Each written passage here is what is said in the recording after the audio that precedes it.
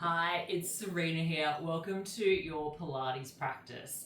You don't need any equipment for this class today, so when you're ready, let's get at it.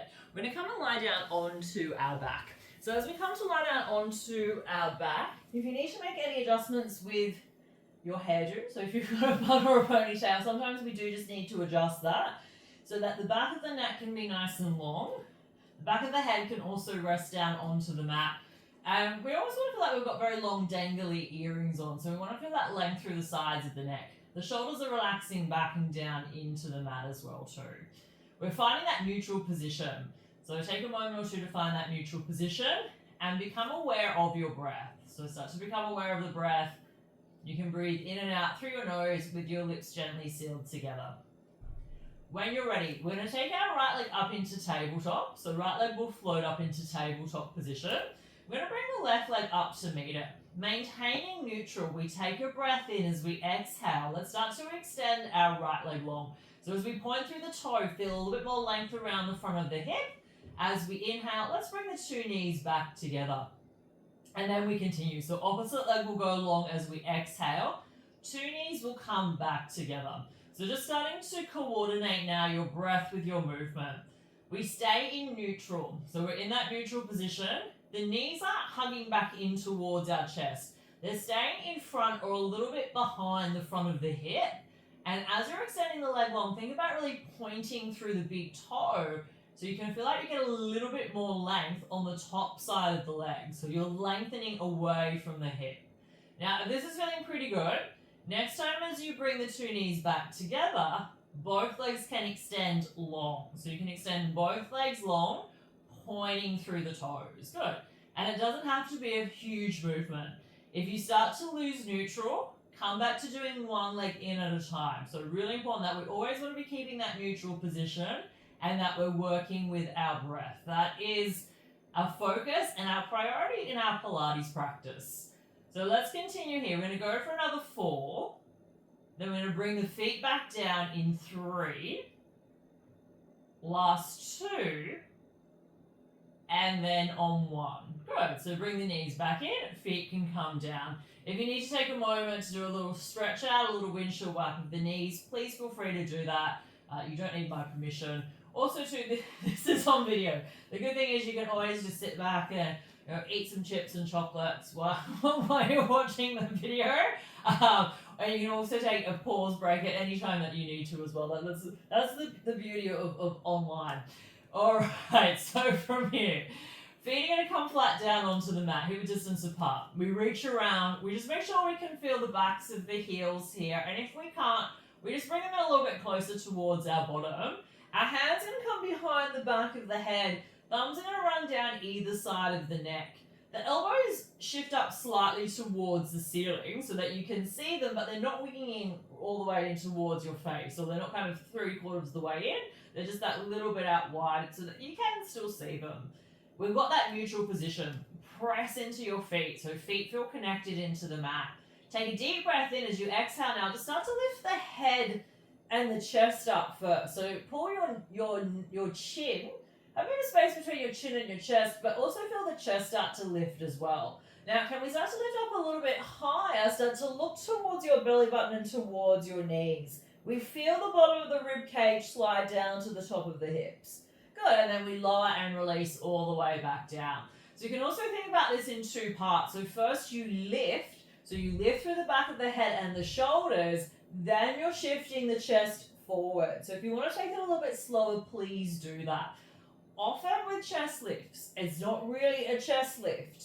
What it is someone is lifting their head and their neck up, which isn't really doing too much for the center of your body. And just generally is why too people will tend to get a little bit of neck pain as well, because where they're actually lifting from is they're trying to just lift up their head with the neck.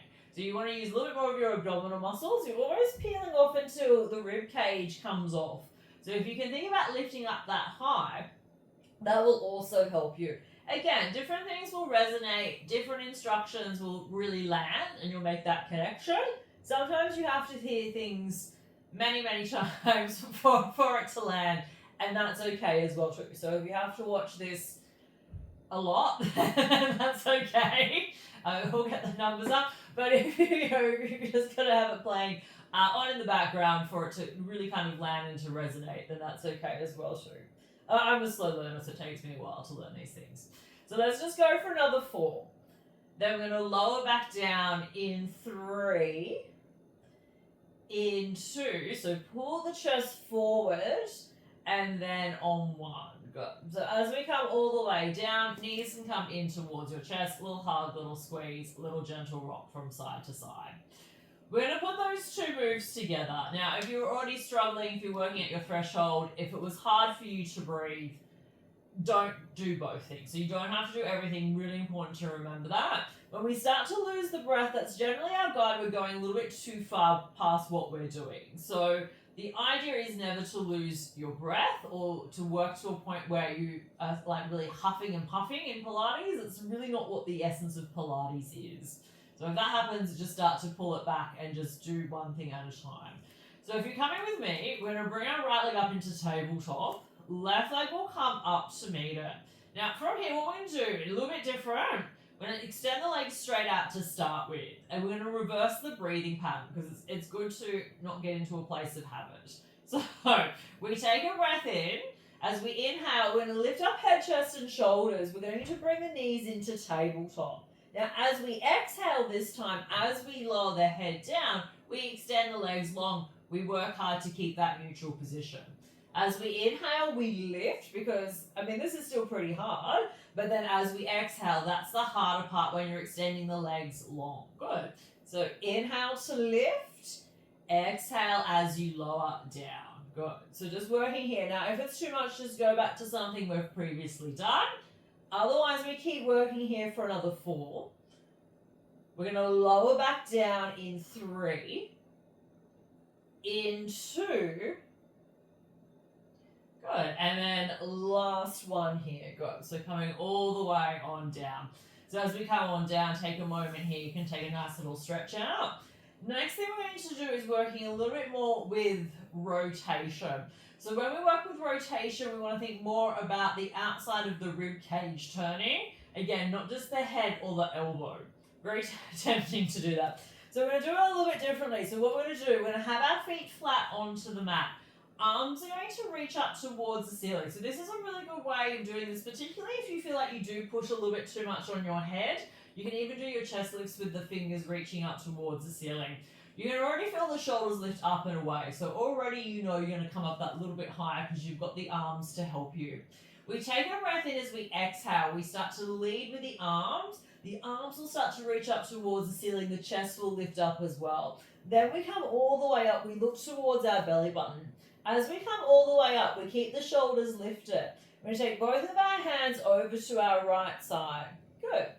Inhale, come back through center. Exhale over to the left. Inhale through center. Exhale back to the right. Rib cage is turning. Inhale back through center. Exhale, we turn. Good. So it's only really the rib cage that is turning. I'm not cranking on my neck. I'm exhaling as I'm turning because that's on the effort. I'm inhaling as I'm coming back through center. Good. So you can keep working like this. If this is feeling pretty good, you can keep going. Otherwise, next time as you come back through center, the legs can float up into tabletop. And then you can continue that movement. Now you can also squeeze the hands together. So you want to feel the shoulders lift up and away from the mat as you do this. So you're working strongly now through the sides of your core, through the oblique muscles on the side. Well, they're kind of like insertion points there. But you're working along the side there. Good. And you're not just kind of rolling on the shoulders from side to side. You're lifted and you're turning. So you're trying to keep the shoulders even as you turn. Good. So let's just do 4 more. Remember, you can always take breaks. Good. Last 3. Last 2. Good. And then this one will be our final one. We'll come all the way back and down. So just make sure you're even on both sides. Just doing one more for each measure. Then we'll come all the way down. So as we come all the way down, you can draw the knees in towards your chest. You can hold on to the front of your shins here as well, and then just lift up your head, chest, and shoulders so like you're in a little ball, and then just do a few little rock and rolls up and down. Now, you can make this quite free-flowing. You can just flow forwards and back. If you want to make it a little bit more like in that kind of classical Pilates, you pull your knees into like a little ball, and you just roll back to your shoulder blades, or to the bottom of your shoulder blades, and then come back up. It's probably not as fun as the other one. But however you get there, we'll come all the way on up. We're going to work in with some planks now. So planks, again, can be a bit of a tricky one for some people to navigate, particularly with strength through the arms. Also, wrist pain is a really big thing as well too, or soreness through the wrists. How we build strength is through repetition. So it's not where we're going to improve strength if you don't do it. So to get stronger, you do actually have to do the moves. There's always things that you can do to offset and to mitigate like the stress that you might be feeling through the wrist. You can always make fists. You can hold onto some dumbbells that have that hexagonal outline around the handles. But again, it's one of those things that the more that you practice something, you become more skillful, and you also start to build that strength as well. You can also use the forearms as well too, which is where we're going to start. So what we're going to do first, we're going to come onto the knees. So knees are underneath your hips. We're going to come down onto the forearms. Now, when we use the forearms, for most people, there are always exceptions. Just acknowledging that. For most people, this is the most stable position for the arms. Actually, having the hands interlaced is the most stable point for your shoulders. So we're going to try this. If this feels terrible for you, you can just come up onto the hands instead. Otherwise, forearms down, interlacing the hands together, or your hands can be in line with the elbows. The back of the neck is long. So again, we want to be keeping that neutral position. What we're going to do, we're just going to step the right leg back first. Now, as we step the right leg back, turn the hip down, squeeze a little bit more through your bottom. So find that alignment. Now, if this is feeling pretty good, then the left foot can also go back as well. Now, once you're here, often in plank, this happens. People look back towards their feet like, oh my God, my feet are going to fall off. They're probably not. But we want to look towards the mat. So the back of your neck is long. So those imaginary earrings, those long dangly ones, you're showing them off. So sides of the neck are long. The shoulders are spreading. And if you can manage it, really think about pressing the heels down towards the mat. You're on the balls of your feet, but you can get a little bit more leverage there. Ribs and belly are pulling in, and we hold for 4. We lower back down in 3, in 2, and then on 1, we drop it down. Good. So next round, we're going to work with the arms straight. So we're going to do 3 rounds. On our second round, we've got the arms straight. Again, if you need to, go back to forearms down. Otherwise, we spread the fingers really nice and wide, and we're really experimenting here to feel where we're the most stable in terms of our shoulders. So where we feel the most stable in terms of positioning with our shoulder, or with our shoulders. So fingers are spreading nice and wide. Back of the neck is long, ribs and belly are pulling in. This time, let's go left leg. So left leg will go back behind us, press through the heel, and then now this time, take the right leg back as well. So once we're here, we want to feel the shoulders are spreading, ribs and belly are pulling in. Now we're not getting kind of heavy and low like this through the bottom. Our bottom's up in line with our shoulders. It's often a lot higher than where we think it needs to be. Good, and then we hold for 4. We lower back down in 3, in 2, and then on 1. Good, so come on down and take a moment here, catch your breath. Compare the 2. Did one feel more stable? Did you feel like you had a little bit more stability in your shoulders? You had a little bit more control of what you were doing? Did one feel more challenging, or was it about the same? So for the next one, it's going to be your choice whether you go forearms down or arms straight, entirely up to you. Really, if there was no difference, go for whatever. So good luck to you. If you felt like one was more stable and you have like things going on with your shoulders where there is that little bit of instability, then please go for the one where you felt more stable. If you're feeling pretty good and stable in the shoulders, go for the one where it was more challenging for you, where it was hard for you to actually hold it. If both was hard, again, go for the one that felt the most stable in your shoulders. So let's set it up. So don't look at me, just set up the arms, do the one that felt best for you. So set it on up. Good, and then now once you've got it set up, let's go right leg back behind you. So right leg's gonna go back behind you. Press out through the heel. And then left leg's going to go back behind you. Press the floor away with your forearms. Back of the neck stays long. Good. Now look towards the top edge of your mat. So remember, your feet are still there. They haven't disappeared from you. They're staying there. And we're here for 4. We're going to lower back down in 3, in 2, and then on 1. So bringing the knees down. Let's just you can take a child's pose here. So knees can come together. You can take the arms long behind you. Forehead can come down.